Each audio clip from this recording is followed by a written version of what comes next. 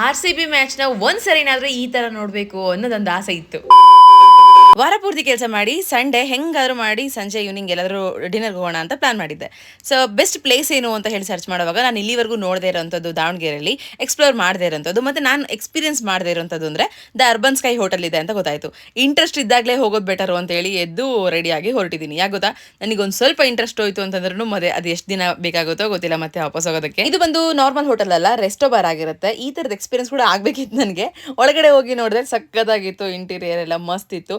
ಇನ್ನು ಫ್ರಂಟ್ ಅಲ್ಲಿ ಹೋಗಿ ನಮ್ಮ ಅಣ್ಣ ಸೀಟ್ ಹಾಕಿದ್ದ. ಬಂದು ನಮಗೆ ಸಡನ್ಲಿ ಏನ್ ಹೇಳಿದ್ರು ಅಂದ್ರೆ ಇಲ್ಲಿ ಸ್ಮೋಕ್ ಮಾಡೋರು ಮತ್ತೆ ಡ್ರಿಂಕ್ಸ್ ಮಾಡೋರು ಮಾತ್ರ ಅಲೋಡ್ ಅಂತಂದ್ರೆ, ಸದ್ಯಕ್ಕೆ ನಮ್ಗೆ ಅಭ್ಯಾಸ ಇಲ್ಲ ಅಂತ ಹೇಳಿ ಹಿಂದ್ಗಡೆ ಬಂದು ಕುತ್ಕೊಂಡ್ವಿ. ಇನ್ನು ಒಂದು ರೂಲ್ಸ್ ಏನಪ್ಪಾ ಅಂತಂದ್ರೆ ಮೊಬೈಲ್ಸ್ ಎಲ್ಲ ಫುಲ್ಲಿ ಆಫ್ ಮಾಡಿ ಆ ಟೈಮ್ ನ ಫುಲ್ ಸ್ಪೆಂಡ್ ಮಾಡ್ಬೇಕು ಅಂತ ಫಿಕ್ಸ್ ಆಗಿದ್ವಿ. ಇನ್ನು ನಮ್ಮ ಅಣ್ಣನ ಜೊತೆ ನಾನು ಸೇರ್ಕೊಂಡೆ ಅಂತಂದ್ರೆ ಒಂದು ಫುಲ್ಲು ಸೀರಿಯಸ್ ಆಗಿ ಮಾತಾಡ್ತೀವಿ ಜೀವನದ ಬಗ್ಗೆ, ಇಲ್ಲ ಫುಲ್ ನಮ್ಮನ್ನ ನಾವೇ ಮರೆತು ಕಾಮಿಡಿ ಮಾಡ್ಕೊಂತಾ ಇರ್ತೀವಿ.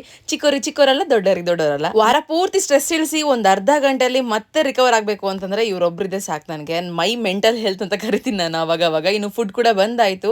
ಸೊ ಆಕ್ಚುಲಿ ಹೊರಗಡೆಗಿಂತ ಇಲ್ಲಿ ಯಾಕೋ ಫ್ರೆಂಚ್ ಫ್ರೈಸ್ ಸಖತ್ ಇಷ್ಟ ಆಯ್ತು. ಇನ್ನು ಚಿಕನ್ ಮ್ಯಾಂಚೋ ಸೂಪ್ ಹತ್ರ ಮಸ್ತ್ ಇತ್ತು. ಮತ್ತೆ ಫಸ್ಟ್ ಟೈಮ್ ನಾನು ಟ್ರೈ ಮಾಡಿದ್ದು ಎಗ್ ಮೆಜೆಸ್ಟಿಕ್, ಅದು ಕೂಡ ಸೂಪರ್ ಇತ್ತು. ಊಟದಿಂದ ಹಿಡಿದು ಇಂಟೀರಿಯರ್ ಇಂದ ಹಿಡಿದು ಪ್ಲೇಸ್ ವರೆಗೂ ನನಗೆ ಫಸ್ಟ್ ಟೈಮ್ ಇಷ್ಟೊಂದು ಇಷ್ಟ ಆಗಿದ್ದು ಪ್ಲೇಸ್ ಅಂತಂದ್ರೆ ಆಲ್ಮೋಸ್ಟ್ ಇದೆ ಅನ್ಸುತ್ತೆ. ಅರ್ಧ ಮ್ಯಾಚ್ ಆಗೋದ್ರೊಳಗಡೆ ನಿಂತ್ಕೊಳ್ಳೋಕು ಜಾಗದ ಇರೋಷ್ಟು ರಶ್ ಆಗಿದ್ದಕ್ಕೆ ಇನ್ನರ್ಧ ಮನೇಲಿ ನೋಡಿದ್ರೆ ಆಯ್ತು ಅಂತ ಹೇಳಿ ಸೀದಾ ಎದ್ ಬಂದ್ವಿ. ಇದಿಷ್ಟು ಕತೆ.